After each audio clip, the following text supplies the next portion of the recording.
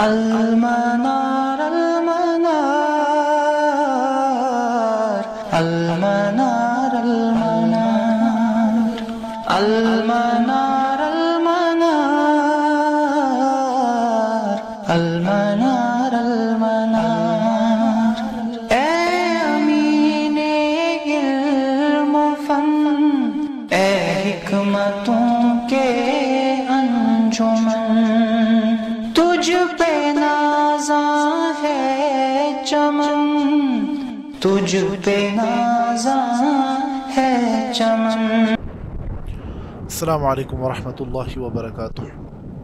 الحمدللہ وکفی والسلام علی عبادہ الذین اصطفی، اما بعد، قال اللہ تعالی فی القرآن المجید انا نحن نزلنا الذکر وانا له لحافظون، رب اشرح لی صدری ویسر لی امری واحلل عقدۃ من لسانی یفقهوا قولی، اللہم ارنا الحق حقا وارزقنا اتباعہ وارنا الباطل باطلا وارزقنا اجتنابہ، آمین یا رب العالمین۔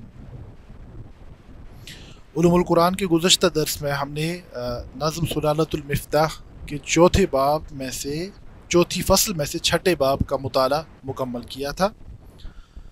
تو جیسا کہ ہم نے اس سے پہلے بھی بیان کیا کہ اس فصل میں ناظم رحمہ اللہ تعالیٰ نے ان مباحث کا تذکرہ کیا ہے جن کا تعلق قرآن مقدس کے الفاظ کی تفہیم کے ساتھ ہے، اسی لیے اس فصل کا عنوان ہی قائم کیا گیا فصل فیما یرجع الی الفاظ القرآن، یعنی یہ وہ فصل ہے جس میں ان مباحث کا تذکرہ ہوگا جن کا تعلق قرآن مقدس کے الفاظ کی تفہیم کے ساتھ ہے۔ تو اس حوالے سے گزشتہ درس میں ہم نے یعنی قرآن مقدس میں ضمیر کے استعمال کے کیا کیا قواعد ہیں ان کا ہم نے تذکرہ کیا تھا۔ تو قواعد کے حوالے سے بھی ہم نے یہ بات بیان کی کہ قواعد کا جو بنیادی دار و مدار ہے وہ استقراء پر ہے، یعنی جب قاعدے کا تذکرہ کیا جاتا ہے وہ نصوص قرآنی کے استقراء کے بعد قواعد بیان کیے جاتے ہیں۔ تو اسی فصل کے 7ویں باب میں ناظم رحمہ اللہ تعالیٰ نے جو عنوان قائم کیا ہے وہ ہے قاعدۃ التعریف والتنکیر فی القرآن، قرآن مقدس میں نکرہ اور معرفہ کے استعمال کے قواعد۔ ٹھیک ہے، تو ہم سب یہ بات بنیادی عربی زبان کے حوالے سے جانتے ہیں کہ اسماء کا استعمال یا تو معرفہ ہوگا یا نکرہ ہوگا، اس میں معرفہ ہوگا یا نکرہ ہوگا۔ اب معرفہ کب ہوگا اور کیوں ہوگا، اسی طرح نکرہ کب ہوگا اور کیوں ہوگا، اس کے کیا قواعد ہیں، تو آج کے درس میں ہمارا یہی موضوع ہے۔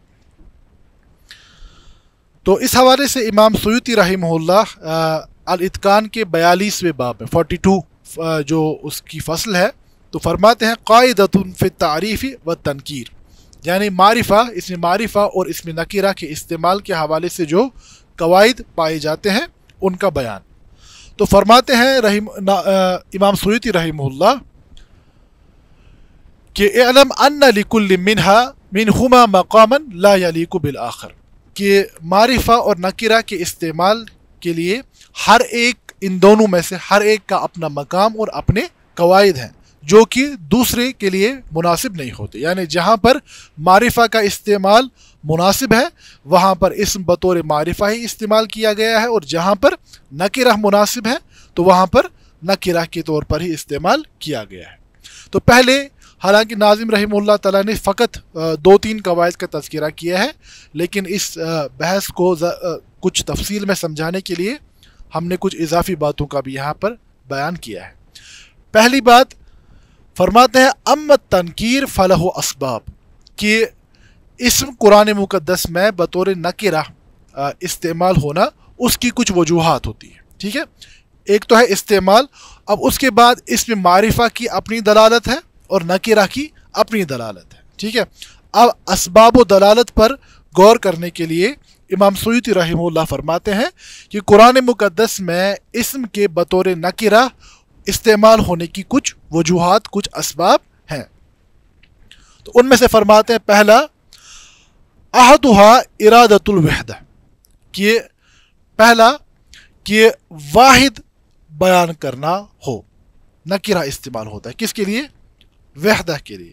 مثال کے طور پر सूरत अल-कसस की आयत नंबर 20 में अल्लाह रब्बुल इज़्ज़त फरमाते हैं वजाअ रजुलुम मिन अक़सल मदीनति रजुलुन यसअ क़ाल या मूसा इन्नल मलअ यअतमिरून बिका लियक़्तुलूका फ़ख़्रुज इन्नी लका मिनन नासिहीन। तो इसमें इस आयत में जो लफ्ज़ रजुलुन है ये क्या है, ये मारिफा है या नकीरा है? नकीरा है। और नकीरा के यानी इस्तेमाल या इसकी जो दलालत है कितने लोगों पर हो रही है? कितने लोग आए मूसा अलैहिस्सलाम के पास? एक शख्स आया, ठीक है। क्योंकि आगे आप देखें इसी आयत में वाज़ेह है फ़ख़्रुज इन्नी लका मिनन नासिहीन, बेशक मैं, है ना, ज़मीर क्या है? वाहिद है ना। तो इस एतबार से इसमें इस्म बतौर नकीरा इस्तेमाल करने की एक वजह यह होती है कि ये आयत में किसी वाहिद शख्स की दलालत मतलूब हो। इसी तरह सूरत ज़ुमर की आयत नंबर 29 में अल्लाह रब्बुल इज़्ज़त फरमाते हैं ज़रबल्लाहु मसलन रजुलन फ़ीही शुरकाउन मुतशाक़िसून व रजुलन सलमन लिरजुल हल यस्तवियानी मसला अल्हम्दुलिल्लाह बल अक्सरुहुम ला यअलमून। तो यहाँ पर भी रजुलन जो है ये फ़र्द वाहिद पर दलालत के लिए इस्तेमाल हुआ है। इसी तरह दूसरी सूरत ये बनती है कि किसी नाउ जिन्स, कलेक्टिव नाउन जिसे आप बोलते हैं, ठीक है, तो उस पर दलालत करने के लिए इस्तेमाल हो। मिसाल के तौर पर सूरत स्वाद की आयत नंबर 49 में फरमाया गया हाजा जिक्रुन आई नौ मिन जिक्र, ठीक है। अल्लाह को याद करने की जो सूरतें हैं उनमें से एक अहम यानी जिक्र जो है वो क्या है? कुरान मुकद्दस है। बात समझ आ रही है? इसी तरह फरमाया व अला अबसारिहिम गिशावा, यहाँ पर जो ये गिशावा है ये मारिफा है कि नकीरा है? नकीरा है ना। तो फरमाते आई नौउन गरीब मिनल गिशावा ला यतआरफुहु अन्नास, कि ऐसा कोई पर्दा हाइल हो जाना, ठीक है। देखिए हम दुनिया में पर्दे इस्तेमाल क्यों करते हैं? किसी चीज़ को ढांपने के लिए, नज़र को रोकने के लिए, ठीक है। तो किसी चीज़ में यानी बैरियर क्रिएट करने के लिए। अल्लाह फरमाते हैं कि इनकी आंखों पर पर्दा पड़ा हुआ है। तो ये कौन सा पर्दा है? ये जो मुअताद यानी जो हम आदत में पर्दा जानते हैं वैसी कोई सूरत नहीं है, बल्कि वो पर्दा आंखों का जो इंसान को हक के देखने से यानी माने बन जाता है, ठीक है।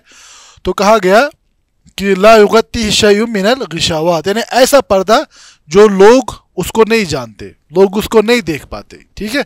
ये आंखों पर पर्दा पड़ने की एक यानी एक नाव, एक सूरत यह है कि इंसान हक को देखने से कासिर हो जाता है, ठीक है।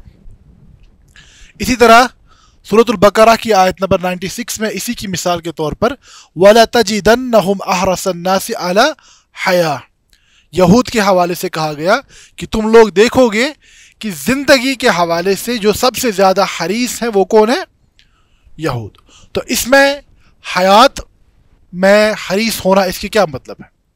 यानी उम्र में ज़्यादा होना, यानी ये मौत की तरफ जाना ही नहीं चाहते। बात समझ आ रही है? तो इसीलिए कहा गया कि आई नौ मिनहा वहुवल इज़्दियादु फिल मुस्तकबल लिअन्नल हिर्स ला यकूनु अलल माज़ी वला अलल हाज़िर।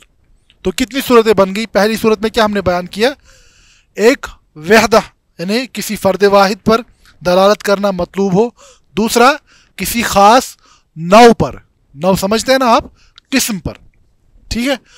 तीसरा ताज़ीम के लिए यानी किसी चीज़ की बड़ाई बयान करने के लिए। मिसाल के तौर पर सूरत अल-बकरा की आयत नंबर 279 में अल्लाह रब्बुल इज़्ज़त फरमाते हैं फ़अज़नू बिहर्बिम मिनल्लाहि व रसूलिही। देखिए यहाँ पर हर्ब का जो लफ्ज़ है ना, और आप देखते बज़ाहिर लगता है फ़अज़नू बिल हर्ब मिनल्लाहि व रसूलिही, ठीक है। अल हर्ब के ज़रिए से यानी जंग का ऐलान करना, लेकिन यहाँ पर नकीरा बिहर्बिम मिनल्लाहि, ये गोया कि समझे कि ऑल आउट जंग का तस्वुर है, यानी एक ऐसी अजीम जंग, एक बड़ी जंग, यानी ये अल्लाह रब्बुल इज़्ज़त की गिरफ्त में हर सूरत में आने वाला शख्स है जो सूद ख्वारी में मुब्तला हो जाता है। تو بات سمجھ آ رہی؟ یہاں پر حرب کو بطور نکرہ استعمال کرنے میں اس کی بڑائی، ٹھیک ہے، اور اس کی عظمت کو بیان کرنا مطلوب ہے۔ اسی طرح سورۃ البقرہ کی آیت نمبر 10 میں وَلَهُمْ عَذَابٌ عَلِيمٌ، یہاں پر بھی آپ دیکھیں کہ عذاب یا عذاب جو ہے کیا آیا ہے؟ نکرہ، یعنی یہاں پر بھی دلالت کس پر ہے؟ بہت سخت اور دردناک عذاب، عظمت کے اظہار کے لیے۔ وَلَهُمُ الْعَذَابُ الْعَلِيمُ نہیں ہے، ٹھیک ہے، اس کو بطور معرفہ استعمال نہیں کیا گیا ہے، بطور نکرہ استعمال کیا گیا ہے، اور نکرہ کے استعمال میں یہ حکمت پوشیدہ ہے کہ اس کے ذریعے اس عذاب کی بڑائی کو، اس عذاب کی سختیوں کو زیادہ واضح کرنا مطلوب ہے۔ اسی طرح سورۃ مریم میں وَسَلَامٌ عَلَيْهِ يَوْمَ وُلِدَ وَيَوْمَ يَمُوتُ وَيَوْمَ يُبْعَثُ حَيًّا، تو یہاں پر سیدنا مسیح علیہ السلام، یحییٰ علیہ السلام کی یعنی عظمت کو بیان کرنا مطلوب ہے۔ اسی طرح چوتھا جو بطور نکرہ استعمال ہوتا ہے، اس میں کثرت کے اظہار کا معنی بھی پایا جاتا ہے، یعنی اِنَّ لَنَا لَأَجْرًا، ٹھیک ہے، یہاں پر اجر کو بطور نکرہ استعمال کیا گیا ہے، ای وافراً جزیلاً، یعنی بہت زیادہ اجر۔ تو جہاں پر کثرت کو ظاہر کرنا مطلوب ہو وہاں پر اسم بطور نکرہ استعمال ہوتا ہے۔ اور فرماتے ہیں امام سیوطی رحمہ اللہ، اور کبھی کبھار یہ بھی ممکن ہوتا ہے کہ ایک ہی جگہ پر تعظیم اور کثرت دونوں بیان کرنا مطلوب ہو۔ مثال کے طور پر سورہ فاطر کی آیت نمبر 4 میں وَإِن يُكَذِّبُوكَ فَقَدْ كُذِّبَتْ رُسُلٌ مِّن قَبْلِكَ، ٹھیک ہے، فَقَدْ كُذِّبَتْ رُسُلٌ، جو یہ رسل ہے یہ معرفہ ہے کہ نکرہ ہے؟ نکرہ۔ تو اس کے کیا معنی ہو گئے آپ؟ دو، کہ بڑے بڑے عظمت والے اور بہت سارے پیغمبر آپ سے پہلے ایسے آئے جنہیں جھٹلایا گیا، یعنی یہاں پر رسول کے لفظ کو نکرہ استعمال کرنے میں دو معنی پوشیدہ ہیں۔ ایک کہ عظمت، کہ بڑے بڑے پیغمبر ہدایت لے کر دعوت لے کر آئے، انہیں جھٹلایا گیا، اور ایک دو نہیں آئے بلکہ رسول میں کثرت بھی مراد ہے کہ بہت سارے پیغمبر آپ سے پہلے بھی تشریف لائے تھے۔ آئی رسول عظام ذو عدد کثیر، یعنی بڑے عظمت والے پیغمبر اور بہت زیادہ تعداد میں، یہاں تک کہ حدیث میں یہ بات بیان کی گئی کانت بنو اسرائیل تسوسہم الانبیاء، بنو اسرائیل کے روزمرہ کے معاملات چلانے والے کون تھے؟ انبیاء علیہ السلام، کہ جیسے ہی ایک پیغمبر دنیا سے اللہ کی حضور تشریف لیتے تھے تو دوسرا پیغمبر ان کی جگہ آ جاتے تھے، ٹھیک ہے۔ کبھی کبھار یہ بھی ہوا کہ بیک وقت ایک سے زائد پیغمبر موجود تھے، موسیٰ علیہ السلام، ہارون علیہ السلام، اور بعض روایت کے مطابق موسیٰ علیہ السلام اور یوشع ابن نون بیک وقت موجود ہیں، داؤد علیہ السلام، سلیمان علیہ السلام بیک وقت موجود ہیں، ٹھیک ہے۔ تو یہ کہا گیا کہ آپ سے پہلے بہت عظمت والے اور بہت زیادہ پیغمبر ہم نے بھیجے، لیکن انہوں نے ان کو بھی جھٹلایا۔ تو یہ چوتھی صورت کیا ہو گئی؟ تکثیر۔ کتنی چیزیں آئیں ابھی تک؟ 4۔ پہلی وحدہ،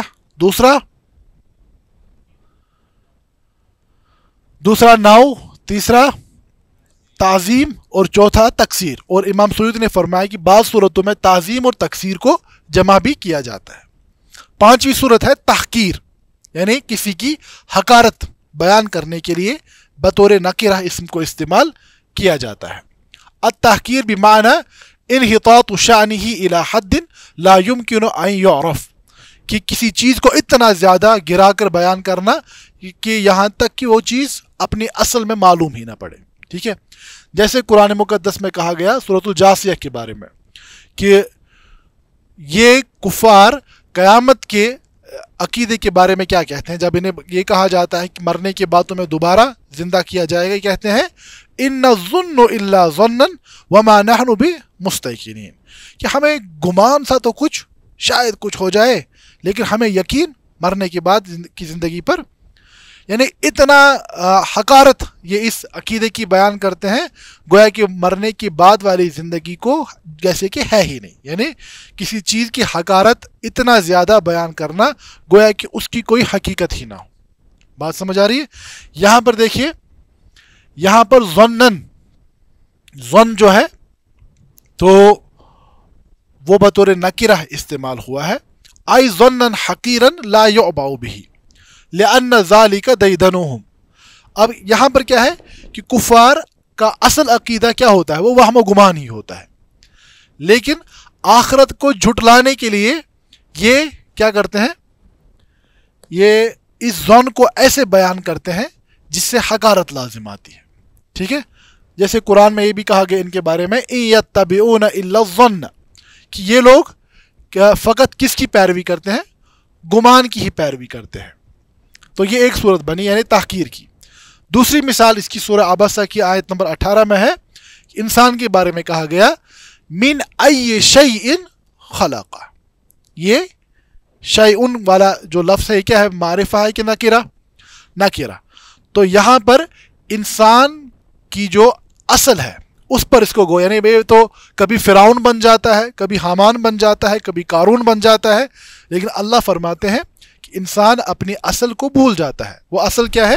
من ای شیء، کہ کتنی حقیر چیز، ایک حقیر پانی کے قطرے سے ہے نا، نطفے سے بنا ہوا انسان. اب چاہے فرعون ہو یا قارون ہو، ہر کوئی کس سے بنتا ہے؟ نطفے سے ہی بنتا ہے.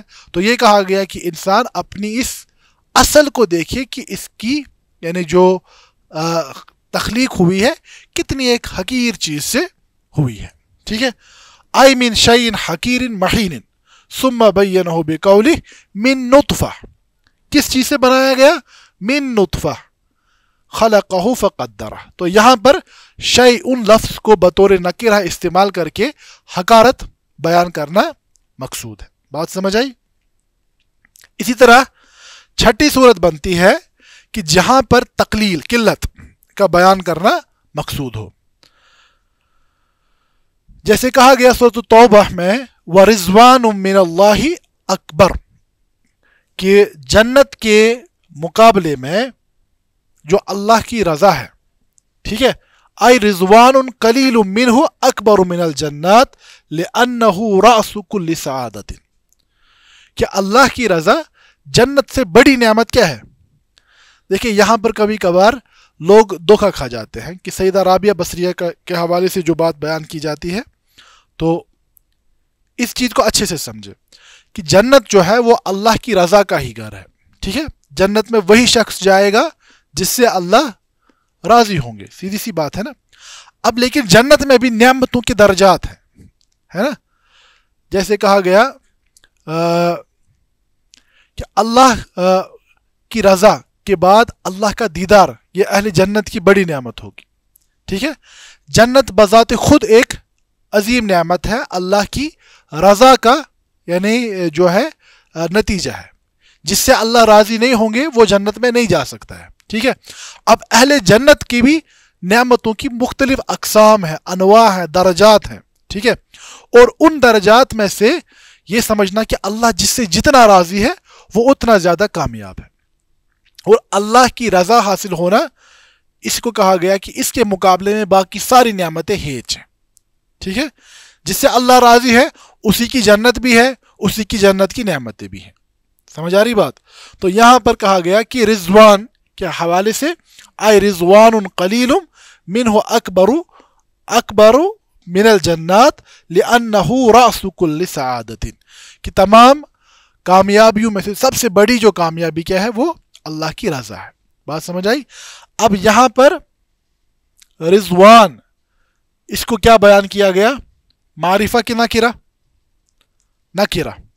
تو یہ الرضوان نہیں ہے، ورضوان من اللہ اکبر. تو یعنی اللہ کی رضا کا کوئی چھوٹا سا حصہ بھی باقی تمام نعمتوں سے بہت زیادہ افضل ہے. بات سمجھ آ گئی؟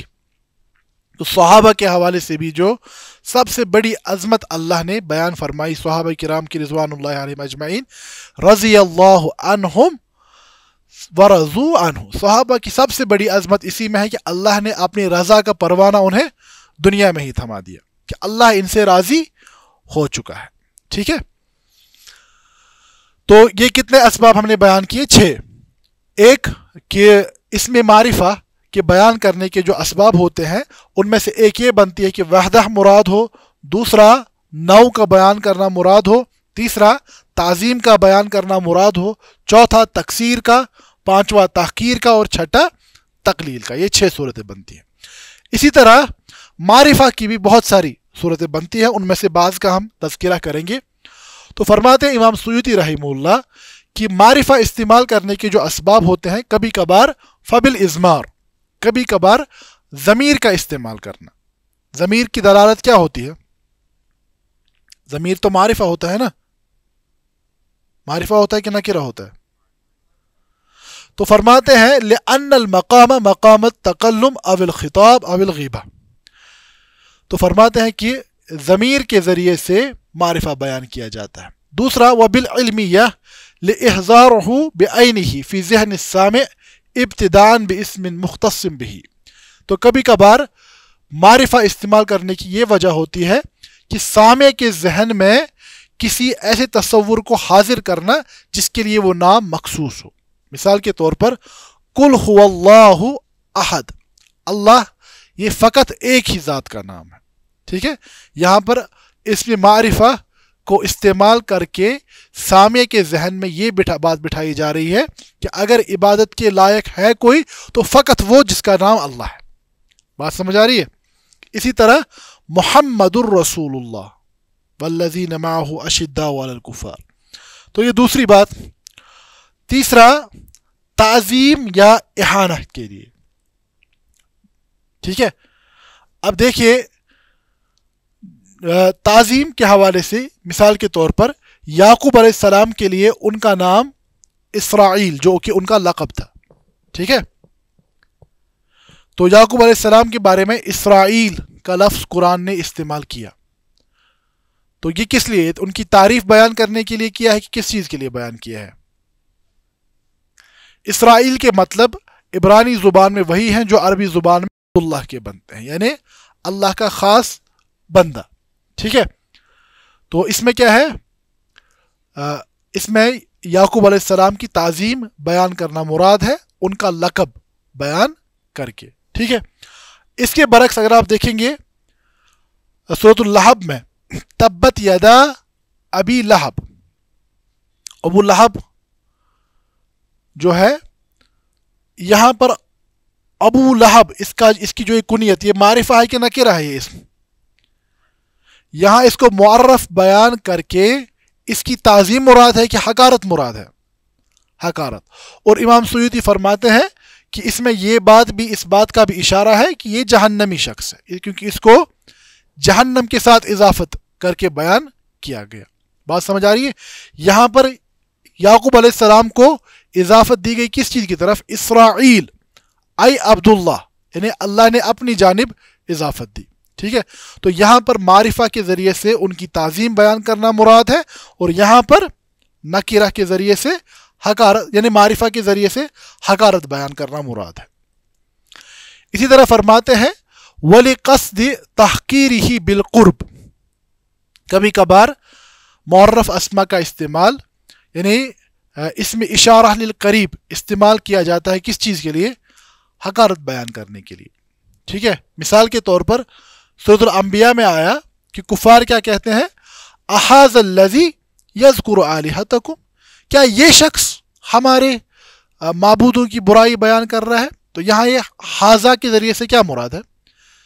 یعنی اس کی کوئی حیثیت ہی نہیں ہے یہ ہمارے معبودوں پر کوئی بات کرے. ٹھیک ہے, تو یہاں پر حاذہ کے ذریعے سے اشارہ کرنا مطلوب نہیں ہے بلکہ حقارت بیان کرنا مطلوب ہے. ٹھیک ہے, اس میں اشارہ معرفہ ہے نا, تو یہاں پر حاذہ کے ذریعے سے کیا ہے؟ تحقیر بیان کرنا مطلوب ہے.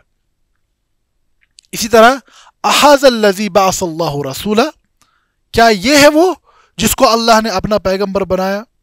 جیسے آپ نے طائف کے واقعے میں پڑھا بھی ہوگا کہ رسول اللہ صلی اللہ علیہ وسلم جب طائف تشریف لے گئے تو وہاں پر جن سرداروں سے ملاقات ہوئی تو انہوں نے بڑے اوچھے جواب دیے. ایک نے یہ کہا کہ کیا اللہ کو تمہارے بغیر مکہ میں اور کوئی نہیں ملا؟ وہاں پر اتنے بڑے بڑے سردار تھے. تو یہ کیا تھا؟ حاضہ کے ذریعے سے کہ تم معاذ اللہ اس لائق ہی نہیں ہو کہ تم سے بات کی جائے یا تمہاری بات سنی جائے. تو یہاں پر حاضہ کے ذریعے سے حقارت بیان کرنا مراد ہے. اسی طرح وَلِقَصْدِ تَعْظِيمِهِ بِالْبُعْدِ، کبھی کبھار اس میں اشارہ للبعید استعمال کر کے عظمت کے اظہار کا اظہار مطلوب ہوتا ہے. مثال کے طور پر ذَلِكَ الْكِتَابُ لَا رَيْبَ فِيهِ، تو یہاں پر ذَلِكَ کیوں استعمال کیا جا رہا ہے؟ یہ تعظیم کے لیے. یہ وہ عظمت والی کتاب ہے جس میں کوئی شک، یعنی گویا کہ یہ بیان کیا جاتا ہے ذہابًا الی بعد درجاتی، یعنی اتنی عظمت والی کتاب جس کا درجہ، جس کا مقام بہت اونچا ہے، یعنی وہ بڑی عظمت والی کتاب. سمجھ آ رہی بات؟ تو یہاں پر معرف اسم کے ذریعے سے کسی چیز کی عظمت بیان کرنا مطلوب ہے. تو اس کے علاوہ بھی امام سیوطی رحمہ اللہ نے معرفہ کی استعمال کی مختلف صورتیں بیان کی ہیں. اس میں کبھی کبھار عام خاص کا مسئلہ بھی آتا ہے جو کہ آگے چل کر ہم تفصیل سے انشاءاللہ دیکھیں گے، تو وہ آپ الاتقان سے دیکھیں. اب اس کے بعد اور ایک اہم قاعدہ ہے جس کا کہ ناظم نے فقط اسی کا تذکرہ کیا ہے، اس کو سمجھے. فرماتے ہیں قاعدۃ اخری تتعلق بالتعریف والتنکیر اذا ذکر الاسم مرتین فلہ اربعۃ احوال. کبھی کبھار ایک ہی جگہ پر کوئی اسم ایک سے زائد مرتبہ یا 2 مرتبہ استعمال ہوتا ہے. ٹھیک ہے، تو فرماتے ہیں وہ اس کی 4 صورتیں بنتی ہیں. کیا؟ اما ان یکون معرفتین، کہ کوئی اسم دونوں مرتبہ معرفہ استعمال ہوا. اس کا کیا مطلب ہے وہ ہم مثالوں سے سمجھیں گے. او نکرتین، یا دوسری صورت ہو کہ دونوں نکرہ استعمال ہوئے ہوں. تیسری صورت اول اول نکرہ والثانی معرفہ، پہلا معرفہ ہو اور دوسرا نکرہ ہو، پہلا نکرہ ہو اور دوسرا معرفہ ہو. اور چوتھی اس کا عکس، یعنی پہلا معرفہ ہو اور دوسرا نکرہ ہو. اس کا کیا مطلب ہے اس کو مثالوں سے ذریعے دیکھتے ہیں. فرماتے ہیں پہلی جو صورت ہے فَإِن كَانَ مَعْرِفَتَيْن، کہ اگر دونوں جگہ پر بطور معرفہ استعمال ہوا. مثال کے طور پر سورۃ الفاتح میں اهدنا الصراط المستقیم صراط الذین انعمت علیہم غیر المغضوب علیہم ولا الضالین، یہاں پر کیا ہے؟ معرفہ ہے کہ نکرہ؟ پہلا الصراط معرفہ ہے، دوسرا صراط الذین یہ معرفہ ہے کہ نکرہ ہے؟ یہ معرف بالاضافہ ہے. ٹھیک ہے، یہ اضافت کے ذریعے سے معرفہ ہے. ٹھیک ہے، یعنی پہلا بھی معرفہ ہے دوسرا بھی معرفہ ہے. تو فرماتے ہیں کہ قاعدہ یہ ہے کہ اگر ایک اسم 2 بار استعمال ہوا ہو اور دونوں جگہ پر معرفہ استعمال ہوا ہو فالثانی هو الاول غالبا، جو دوسری بار استعمال ہوا ہے اس کا اور پہلے کا معنی ایک جیسا، یہ ایک ہی چیز ہے، یہ 2 الگ الگ چیزیں. بات سمجھ آ رہی ہے؟ یہاں پر ہم دعا کر رہے ہیں اہدنا الصراط المستقیم، اللہ ہمیں صراط مستقیم پر استقامت یا صراط سیدھا راستہ دکھائیے. اب جو ہم آگے بول رہے ہیں نا، ہم کسی اور راستے کا تقاضا نہیں کر رہے ہیں بلکہ اسی کی وضاحت ہے، وہ راستہ جس پر وہ لوگ چلے جن پر آپ کا انعام ہوا. بات سمجھ آ رہی ہے کہ اگر کسی جگہ پر ایک اسم 2 بار استعمال ہوا ہو اور دونوں جگہ پر معرفہ ہو، اس صورت میں جو دوسرا اسم ہوتا ہے وہ پہلا ہی ہوتا ہے، یعنی معنی کے اعتبار سے وہ پہلے کی ہی دلالت، وہ ایک ہی چیز ہوتی ہے، الگ الگ اشیاء نہیں ہوتی ہے. ٹھیک ہے، اسی طرح مثال کے طور پر سورۃ الزمر میں کہا گیا فَاعْبُدِ اللَّهَ مُخْلِصًا لَهُ الدِّينَ أَلَا لِلَّهِ الدِّينُ الْخَالِصُ. یہاں پر الدین معرفہ ہے کہ نکرہ؟ یہاں پر معرفہ ہے کہ نکرہ؟ اس کا مطلب کیا ہوا کہ دوسرے کا وہی مطلب ہے جو پہلے کا ہے. بات سمجھ آئی؟ یہ اسی سے ملحق اسم ہے. اب اس کے بعد وَإِن كَانَ نَكِرَتَيْن، اگر یہ ہو کہ دونوں اسم نکرہ ہوں، 2 بار ایک ہی اسم ہو اور وہ دونوں جگہ پر کیا ہوا ہو؟ بطور نکرہ استعمال ہوا ہو. مثال کے طور پر آپ دیکھیں سورۃ الروم کی آیت نمبر 54 میں، یہاں پر یہ بات واضح ہو جائے گی. اللہ الذی خلقکم من ضعف، اللہ وہ ہے جس نے تمہیں کمزوری سے پیدا، یعنی کمزوری کی حالت میں پیدا کیا. ثم جعل من بعد ضعف قوتا، اس کے بعد کمزوری کے بعد تمہیں قوت عطا کی. ثم جعل من بعد قوت ضعفا وشیبہ، اس کے بعد قوت کے بعد پھر سے کمزوری اور بڑھاپا تم پر لایا. اب دیکھیے یہ ضعفن کتنی جگہ استعمال ہوا ہے؟ 3 بار. ضعفن. تو اب یہاں پر کیا مطلب ہے؟ پہلا ضعفن، دوسرا اور تیسرا، کیا یہ الگ الگ سٹیجز ہیں کہ یا ایک ہی بات ہے؟ تو فرماتے ہیں قاعدہ یہ ہے کہ وَإِن كَانَ نَكِرَتَيْن، اگر ایک سے زائد مرتبہ استعمال ہونے والا اسم ہر جگہ نکرہ ہو، فَالثَّانِي غَيْرُ الْأَوَّلِ غَالِبًا، تو دوسرا جو ہے، دوسرا استعمال وہ پہلے سے مختلف ہوگا. یعنی یہاں پر جو ضعفن کی دلالت ہے وہ یہاں پر نہیں ہے. یہاں کی کمزوری کا مطلب کچھ اور ہے اور یہاں کی کمزوری کا مطلب کچھ اور ہے. بات سمجھ آ رہی ہے؟ اس کے برعکس اگر دونوں جگہ معرفہ ہوتا، ٹھیک ہے، اگر یہ ایسے ہوتا من الضعف ثم جعل من بعد الضعف، ٹھیک ہے، دونوں جگہ اگر معرفہ ہوتا تو پھر پہلے اور دوسرے کا مطلب وہ ایک دوسرے سے جڑے ہوئے تھے.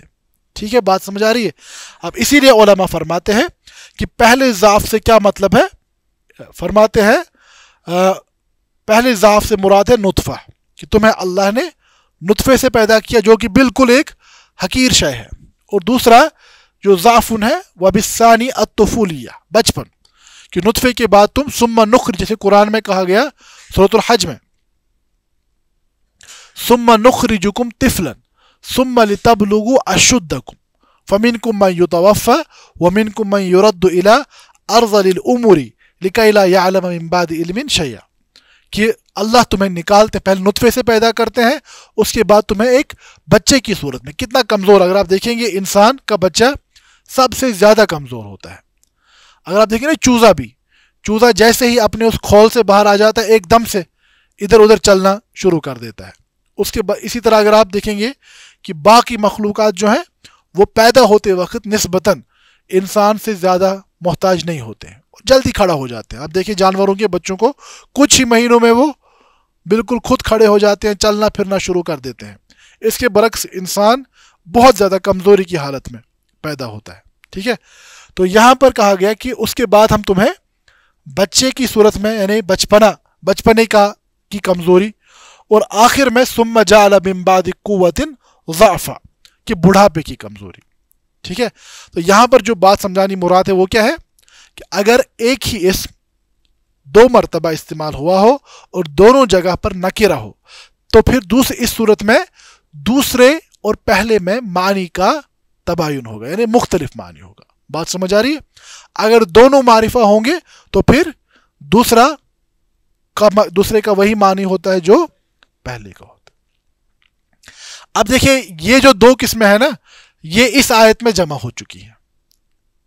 کس آیت میں؟ سورۃ الانشراح کی آیت میں، کہ فَإِنَّ مَعَ الْعُسْرِ يُسْرًا إِنَّ مَعَ الْعُسْرِ، دیکھیں یہ بڑی میتھمیٹیکل فارمولا سے لگتی ہے. ٹھیک ہے، العسر جو ہے یہ معرفہ ہے کہ نکرہ؟ آگے معرفہ ہے کہ نکرہ؟ معرفہ ہے نا دونوں. اب یسر نکرہ ہے کہ معرفہ؟ نکرہ. ٹھیک ہے، یعنی عسر بطور معرفہ دونوں جگہ پر اور یسر بطور نکرہ.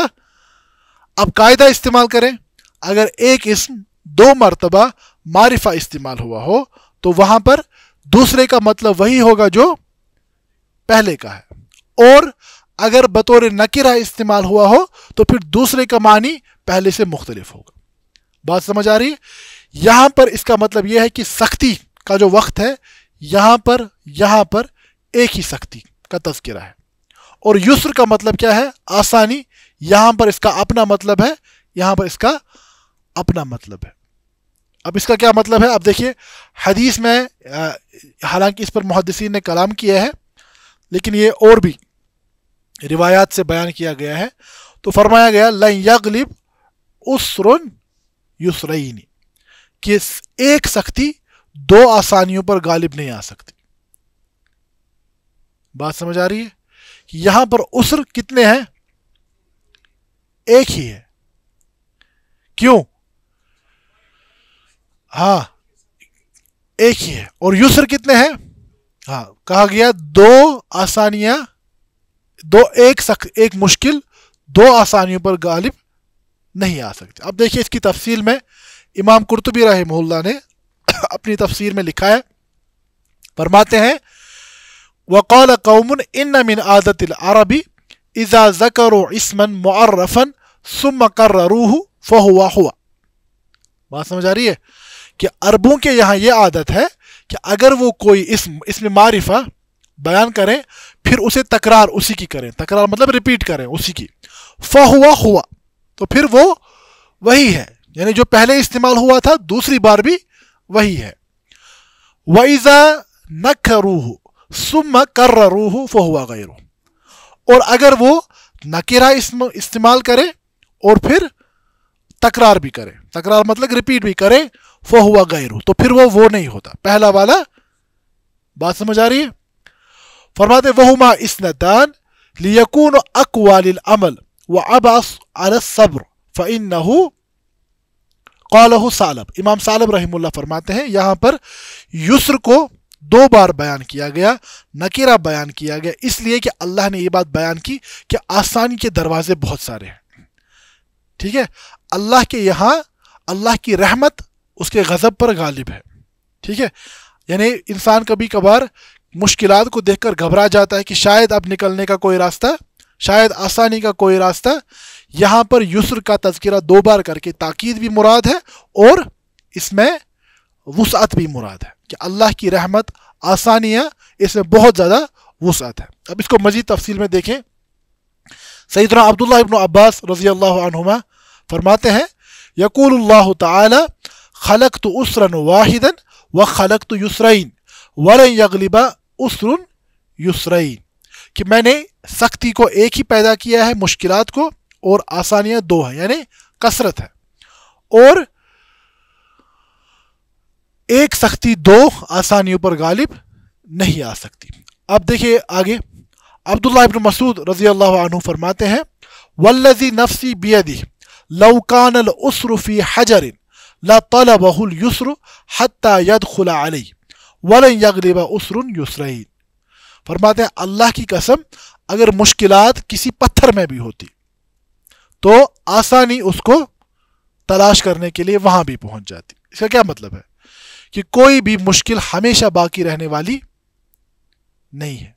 ठीक है, कि मुश्किलात से बड़ा आखिरकार वह है ना कि रात कितनी भी लंबी हो, हर रात की एक सुबह होनी लाजमी है। ठीक है, इसी तरह मुश्किलात में से आसानी का रास्ता निकलना यह अल्लाह रब्बुल इज़्ज़त की एक सुन्नत है। अब इसमें एक वाक़े का भी तज़किरा किया है इमाम कुर्तुबी ने।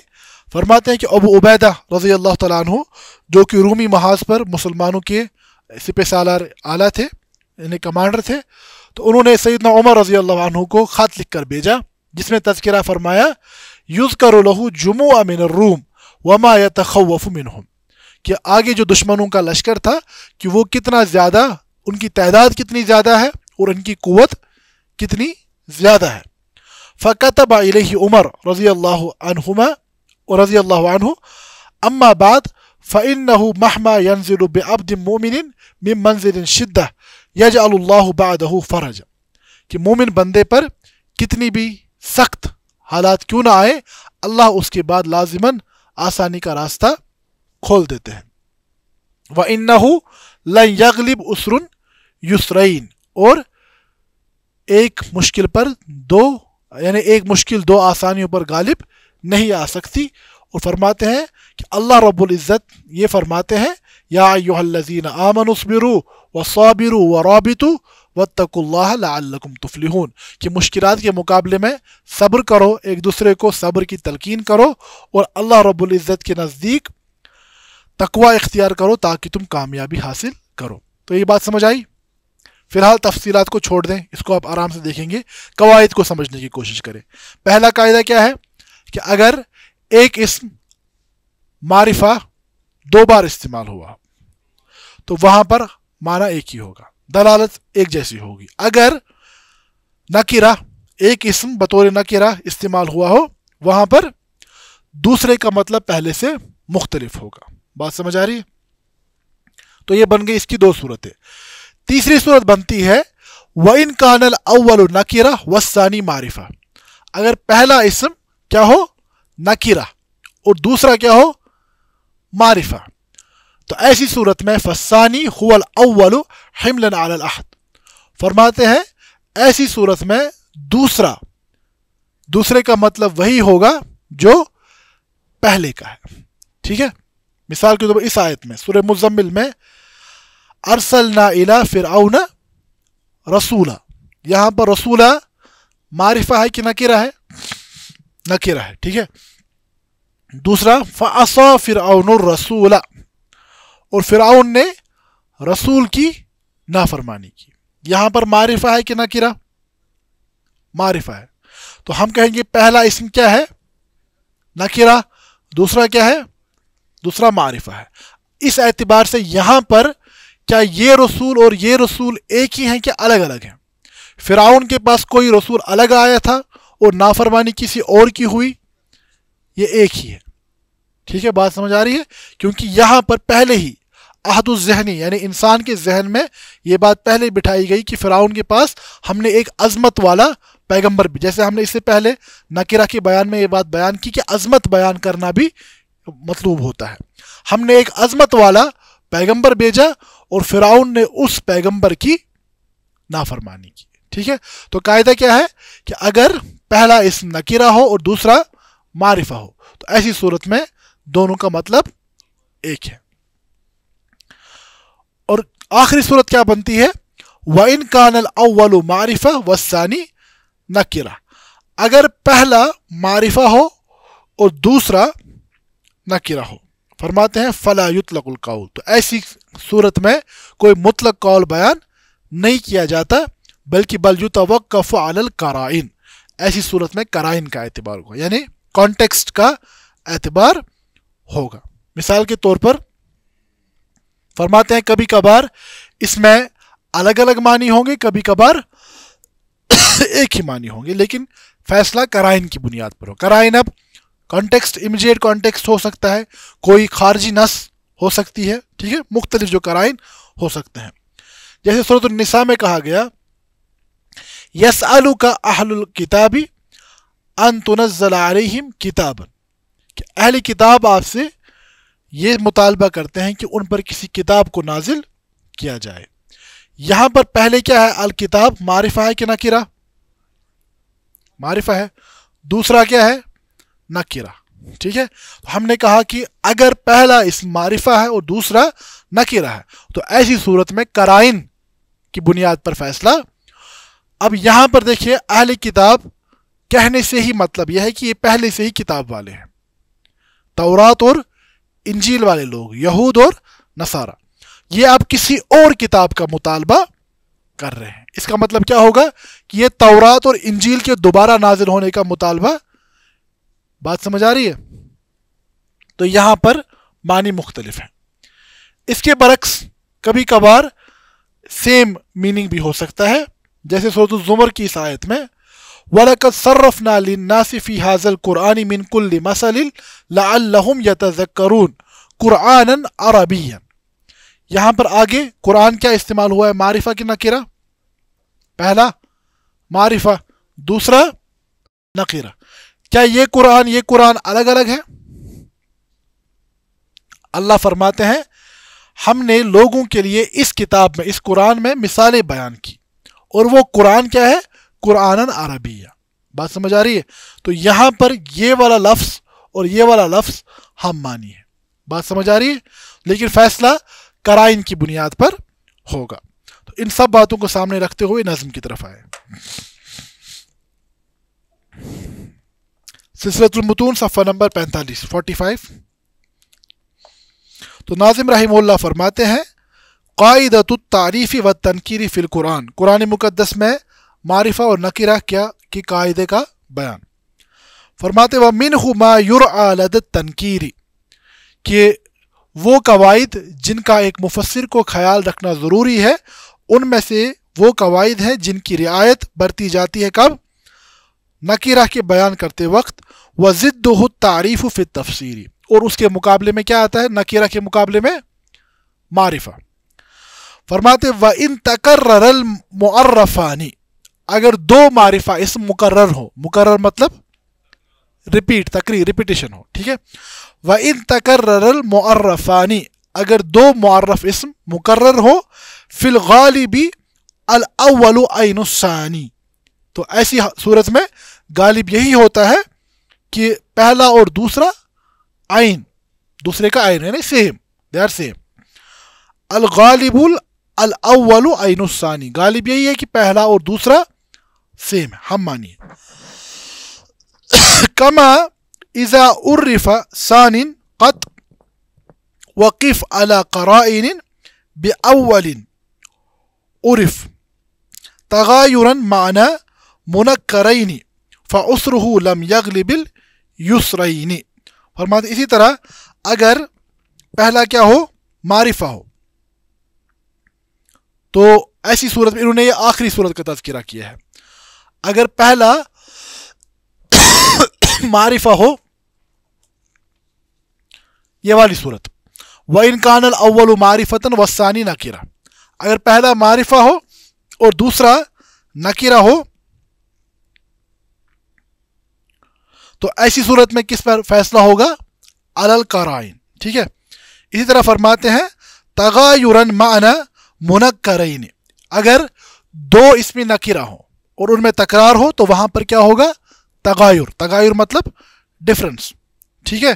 فَأُسْرُهُ لَمْ يَغْلِبِ الْيُسْرَيْنِ تو یہ ان مع العسر یسرا والی مثال ہے. بات سمجھ آ گئی؟ تو آج کے درس میں ہم نے قرآن مقدس میں معرفہ کن صورتوں میں اور کیوں استعمال ہوتا ہے اور نکرہ کن صورتوں میں اور کیوں استعمال ہوتا ہے اس کا ایک مختصر سا جائزہ لیا. اور اس کے علاوہ ہم نے یہ دیکھا، ان قواعد کا تذکرہ بیان کیا کہ اگر ایک ہی جگہ پر دو معرفہ ہوں تو وہاں پر کیا ہوگا، اگر نکرہ دو ہوں تو وہاں پر کیا ہوگا، پہلا معرفہ ہو دوسرا نکرہ ہو وہاں پر کیا ہوگا، پہلا نکرہ ہو اور دوسرا معرفہ ہو وہاں پر کیا ہوگا. تو ان سے آیت کے سمجھنے میں یا لفظ کے معنی کو حاصل کرنے میں کیا فرق پڑتی ہے. تو آج کے درس میں ہمارا یہی موضوع تھا. اللہ رب العزت سمجھنے کی توفیق عطا فرمائے. تو اگلے درس میں ہمارا جمع اور افراد کے حوالے سے جو قاعدے ہیں وہ ہم انشاءاللہ بیان کریں گے. ھذا ما عندی واللہ تعالی عالم وصلی اللہ علی نبینا محمد وآلہ وصحبہ وسلم وآخر دعوانا ان الحمد للہ رب العالمین. المنار المنار المنار المنار المنار المنار المنار اے امین علم و فن، اے حکمتوں کے انجمن، تجھ پہ نازاں ہے چمن، تجھ پہ نازاں ہے چمن.